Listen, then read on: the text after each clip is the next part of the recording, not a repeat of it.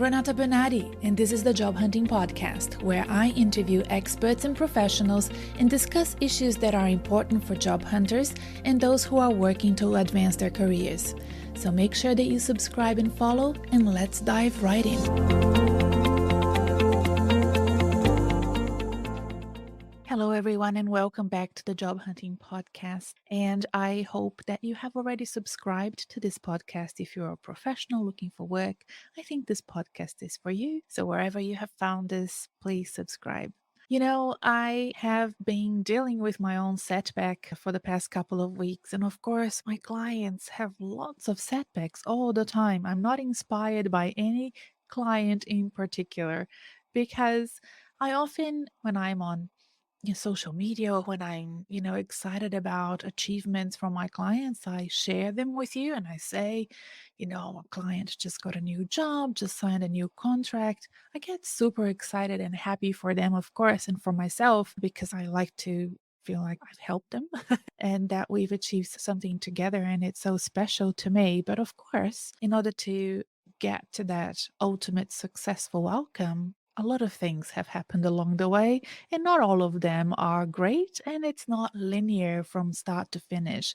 The story arc from the point when somebody starts working with me to the time they graduate with a job is not linear. It's not like up and up and up and up. We learn along the way, we fail along the way. It's ups and downs. It's sometimes very frustrating. So, I'd like to share with you some tips and ideas and share with you also my personal experience of how I dealt with setbacks in the past. Setbacks make you stall on a project that you have on. It could be a project of your life, or it could be job hunting, or it could be whatever it is that you're doing, training for a marathon. You lose progress towards your goal, and it keeps you from gaining ground, from moving forward, from achieving the things that you've planned to achieve. So examples of setbacks in your career could be not getting the job that you want. If you want to go into more detail, it could be not getting the interview for that special job, that dream job that you think is so great for you, and you didn't even get an interview for it. Or you get interviewed many times, like some of my clients, and in the end, the job isn't yours. You don't get a promotion that you really wanted. You get the job, but you don't like it. In fact, you hate it. It's such a setback, when you get disappointed with your new job. Sometimes you make a huge career change, like you go completely 180 on your career, and then you realize it was a big mistake. You get really sick or unwell. It could be physical, it could be mental. Life gets in the way and it affects, your career progression in that sense. You're made redundant from a job that you really liked. And I mentioned the job that you really liked because, as I was explaining to someone yesterday, being made redundant from a job you don't like is actually a good thing. You come out of it with some money in your pocket and you can move on to something else. But when you really like a job, which it was my case, I was made redundant from a job that I really enjoy doing. It can be really sad and very hard to understand. Are there other cases? I'm sure there are. If you can think of other setbacks that you have experienced in your career and you want to share with me, I would love to hear from you. If you get the newsletter with this new episode, you can reply back or you can send me a message on social media and I'll get that. So please share with me if you have had other setbacks in your career. So, how do you overcome it? I will share with you some of my tips. These are just things that I've written down today at the end of a very long day. I'm cold. It's been a long day, probably longer than it should be. I should have stopped working about 2 hours ago, if I'm honest with you. What I was thinking just before pressing record was that if I don't get these ideas out of my head, I actually don't sleep well because I keep thinking about it as I'm trying to sleep. So for me, it's actually better to brain dump my ideas on you. Apologies for that. But it makes for a better sleeping routine for me later on. So I'm going to share these tips with you. But first, let me tell you what my current setback is. I experience chronic pain. It's not something that has just started. It's been decades. I'm used to it. And sometimes it flares up, and it did flare up a week or so ago, more than a week. 2 weeks ago, and I'm still dealing with it. So it's really intense. And I'll tell you how I'm dealing with it right now as I share with you my tips. So, my tip number one for you is to embrace your emotions, whatever they may be. Give yourself permission to feel human. My great friend Hannah Pitterman once told me this, and she did it in a very delicate way. And, I was sharing with her probably too much. Hannah, if you're listening, apologies. I don't even know if you remember this. It was many years ago. And she, allowed me and told me how important it is to give yourself permission to be human, to feel everything you need to feel, to know it's normal to feel disappointed, especially when you're so invested in what you're doing. And to do things well, you have to be invested to go through job hunting and to apply for jobs and to prepare for job interviews. You have to be invested in it. That's how you really show up with the right energy in front of people. So if you don't get the job, of course, you're going to feel disappointed. So acknowledge the pain of the setback or whatever emotions you're feeling. Sometimes it's not pain, it could be anger, it could be, whatever it is. Understand that the grief is normal and it's part of being human and feeling things. And, it's all part of the process. In my experience, when I have tried to rationalize the emotions too quickly at the very early stage, as soon as something, a setback had happened to me, it wasn't helpful. It's too soon. It's better to just let it flow and go through your body and your mind, and it will eventually subside. And that there is enough research that shows that, that it can take a few minutes, it can take a few hours, it can take a couple of days. Everybody's different. I think it varies according to how exposed you are with setbacks. If you've never had a setback in your life, it will be more of a shock. And sometimes you have many, many setbacks, but you are on a sort of an emotional spiral. Counseling can really help with that because it can really get to you. And in fact, I have clients that, because of job hunting and other things going on in their lives, have decided to work with a bigger team and more support, including counseling. And I think that that has been very beneficial for many people, myself included. My experience is that, lots of setbacks, sickness, redundancy, so, in my personal experience, the types of setbacks that I have experienced, and there have been lots of them because I'm 50 years old and I've had a full life and I've taken risks and I've been, quite bold in choices I've made in my life, both personally and professionally.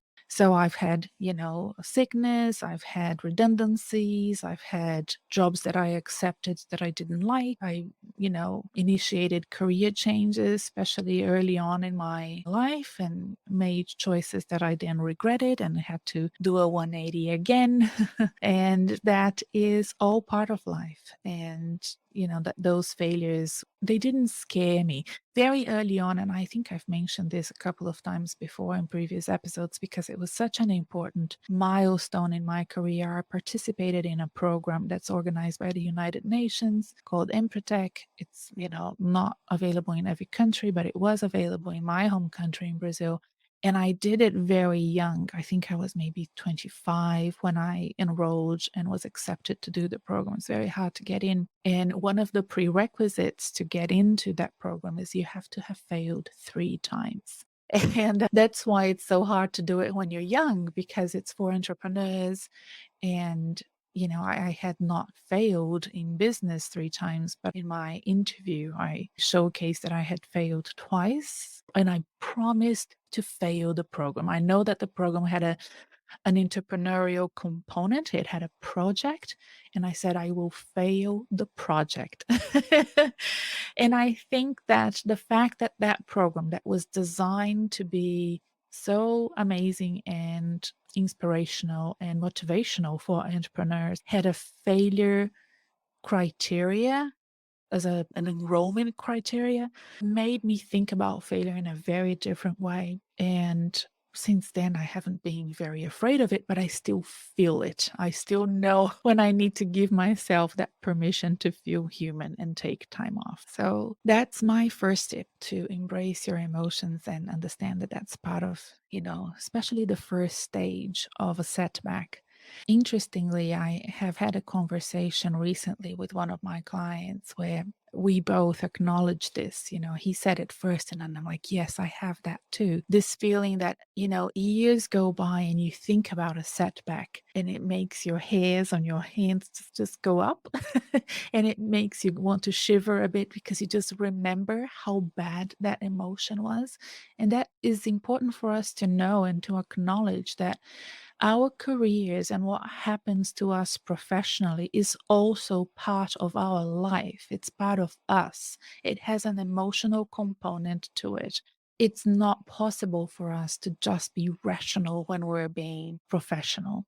And sometimes things will happen to us at work that will cause a strong emotional reaction.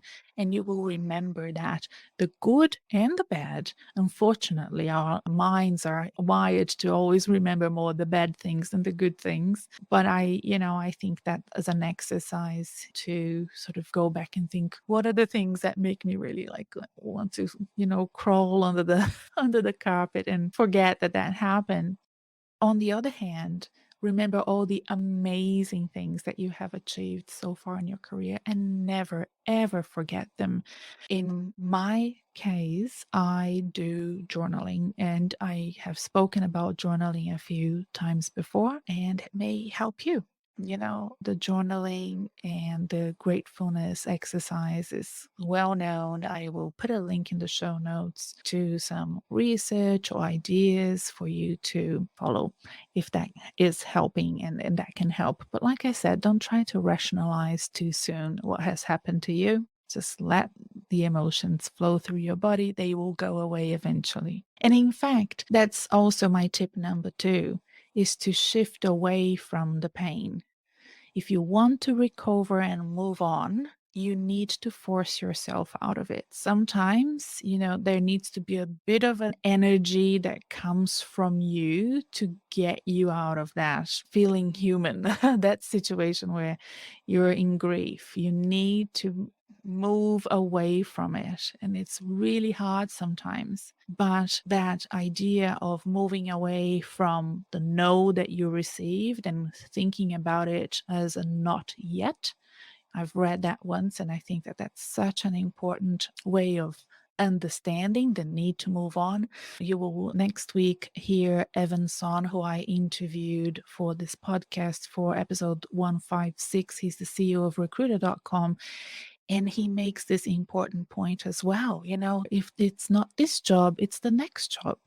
There's plenty of jobs out there. So in my experience, I personally have needed to walk it out. I take long walks, or I walk as much as I can, depending on my pain. I clean the house, that sort of spring cleaning or any sort of reorganizing. Sometimes I see it in sitcoms or TV shows that, other people probably use that technique as well. And it helps me clear my mind. And most importantly, I need to laugh it out. If I'm not laughing about my own situation, I will find a TV show that helps me laugh. Schitt's Creek has been my go-to recently. I mentioned it in a previous newsletter. You may have received it, that I had watched a few episodes of Schitt's Creek. It was because I really needed that laugh. I needed that happiness that comes from watching a great TV show that I know I'm going to laugh. And I deal with setbacks regularly because I do have chronic pain, and I often need to revisit my priorities, to deal with, my planning and reschedule things and rethink how I'm going to be able to achieve the things I set myself to achieve that day, that week, that month. I always have my top priorities. Professionally, it's always my private clients. They are first and foremost, and I will always have time for them. And then things that sit just below that may need to shift. I have emailed people and I have said, I can't get back to you this week. It will have to be next week. And I need to deal with things as they happen. Although, when I think about career setbacks, I think most people are shifting away from emotional pain and not physical pain, which is my case. So it's the same, it's about sending messages to your mind and your body that it's time to move on and finding, pleasure in getting out of the house, exercising, talking more, opening up with people, watching things on TV or reading things that re-energize you, that make you happy, that make you laugh. I think it's always a good idea to have a good belly laugh, great movement with your body, being open to people, sharing more, and don't try to hide it. Remember always that motivation alone will not get you the job done. It's important to have that discipline, even if it hurts a little bit in the beginning, to get back to job hunting or get back to your day to day activities. A client has recently sent me a breathing exercise that he was doing, and I completely agree with him. And I have decided to incorporate the breathing exercise inside my group coaching program. So I will also have a link to it below so that you can have a look. And this breathing exercise is fantastic to do if you're feeling nervous before an interview, or if you have a career setback and it's making you anxious or nervous or sad, and you want to restart your nervous system to start thinking more positively about your life and the plans ahead. So it's amazing what breathing can do. Number 3, I'd love for you to update your goals and plans. Revisit your plans. Remember in episode 153 when I mentioned that we sometimes set terrible time frames to achieve our goals. I, in fact, invited you to watch an episode of Grand Designs because it's laughable, really, that TV show that has been going on for decades. I think, I don't know how long it's been going. I feel like I've watched it for so long. And episode after episode, you see individuals and couples telling the host that they are going to finish a house in 6 months. And of course, it takes 6 years. It's, hilarious and full of ups and downs. And usually the house ends up fine. But I think it's important for us when we have those setbacks that we re-examine our goals and learn from whatever it is that we can learn from that experience. This is really the time to reset, to adjust, to accept the reality of the situation that you're in, the environment that you find yourself in. Sometimes the environment is outside of your control. And we know this now more than ever after looking for jobs for for a couple of years during the pandemic. And, do you need to revisit your salary expectations? I'm not saying that you have to, but have a checklist next to you and think, okay, is this the salary? Is this the position? Is this the location, the sector, the companies that I'm targeting? What can I learn from this experience, from the application that I sent? Is this the right resume? Is this the right way to approach interview questions? Also consider the length of the job search. If you have a setback now and it's been a few weeks or months that you've been job searching, what does that say about the length of your job search and how long it will take you to get a job? So stay open to opportunities, ideas, and the intelligence that you gather in these sort of situations, right? So think about this as a project and think about everything that happens to you as an opportunity to learn and improve on what you're doing. In my experience, I've always enjoyed this step the most. I think this is why I became a coach, because I always felt like I was learning so much with my career setbacks, with the failures as well as the successes. I found this planning and readjusting and learning very stimulating. This is also a step that I've always enjoyed doing with other people, with someone else. I've had coaches in the past, so I found it really great to connect with coaches and workshop with them. Don't get me wrong, I wanted company always, even with the giving myself permission to be human and embracing my emotions and when I was shifting away from pain, not saying that you have to be alone for those steps, not at all. I just felt like, when I was super sad, my go-to person was my husband and my closest friends or my mother, if not, a counselor. But I wouldn't want to share, too much or with too many people. And, sometimes I feel like I have to hold on clients from opening up too much with colleagues at work or their bosses or their referees or even the headhunter.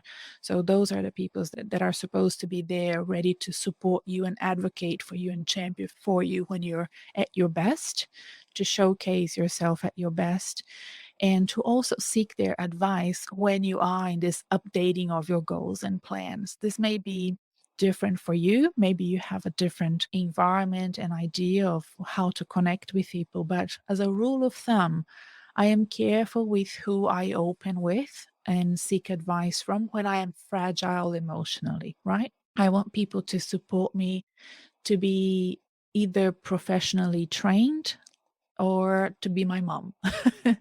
So during this time when I flared up with my pain, I spent a week going to doctors. So I saw my specialists, I saw my physio, I saw a massage therapist. So I trust those people. Like, I wouldn't be open. I mean, I could open up with a friend, but they can't help me, to be honest. So that's, what I decided to do.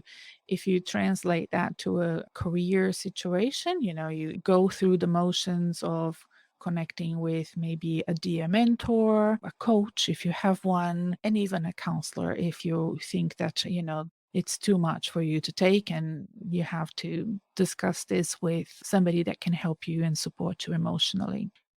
I can open up with more people and I don't feel like I need to hide any of my failures in life. In the past, I have said, look, I want your advice in brainstorming ideas for my next career move because the last one didn't go so well. I think that when you are at that stage of updating your goals and plans, it's important to seek out opportunities and to be very upfront with your trusted network to say, I really need your advice in brainstorming ideas. Do you have time for a coffee? Can we play around with some ideas over coffee or even a bottle of wine? And I think that people really like to know that they are needed in that sense, that they can really offer great intel and ideas to support your career. And people that can help you with this are people within your network, within your professional network. So I would often in the past have done this with former colleagues, former bosses, mentors, again, coaches, and it's been very useful exercise for me. And I always motivate and incentivize my clients to do the same. Because as a coach, of course, I have great ideas for them, I hope. But it's great when they come with me after meeting with their network and they come packed with ideas, things that they hadn't thought before. And we can do a lot with that, when we have our sessions. Number 4, if you can improve your game, now is the time to revisit your steps. So after some time has passed, you can look back and see if you can improve upon aspects of, let's say, your job interview or the way you lead people or how you managed your time, or making sure that you are not going to burn out again and so on. I like to do this many, many weeks or months after a career setback. I don't think it's good to do this immediately, in my experience, because when I have done this immediately in the past, I was too hard on myself, too judgmental. not really thinking straight and just being too negative about my own abilities, skills, and resources.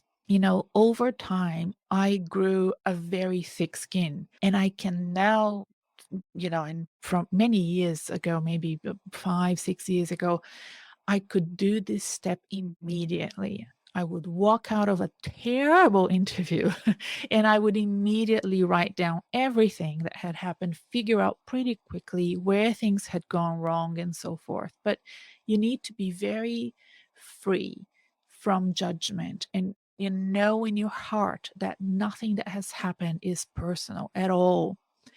And most importantly, you need to be at this sort of mental stage where you really do not feel sorry for yourself when something goes wrong.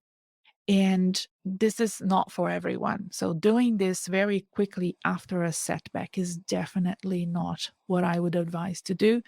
But I am proud of the fact that I moved from being very sensitive and very reactive to, over time, building on that resiliency. Like I studied positive psychology, so I resiliency was one of the aggregate, one of the measures that wasn't part of the aggregate measure that I studied for my honors degree, which is equivalent to a master's overseas. And resiliency was just such an important idea for me. I was, really passionate and excited about reading about resiliency and how you build it and how people develop it, in the worst of situations. So I tried as much as I could to develop resiliency within me. And then I, discovered that I didn't even need to bounce anymore. I wanted to be anti-fragile. I wanted to sort of move really quickly into sort of a continuous improvement mode, learning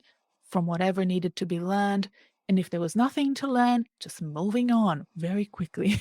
But I want you to know that this step can take a while, and if you feel that you're being too judgmental, too hard on yourself, it's not the time to do it yet. Now, I have other episodes that can help you recover from setbacks. I really like the one where I discussed the sunk cost fallacy. I'm going to put the link to that episode below. And if I think about any other episodes that could help you, I will put a link in the episode show notes as well. I hope you enjoyed listening to this episode. Please subscribe if you haven't subscribed to this podcast yet, wherever you found this. Make sure that you press the subscribe button to learn more about the program and about the other services that I have. The website is renatabernarde.com. That's RENATA BERNARDE.com. I hope to see you at the next episode. Bye for now.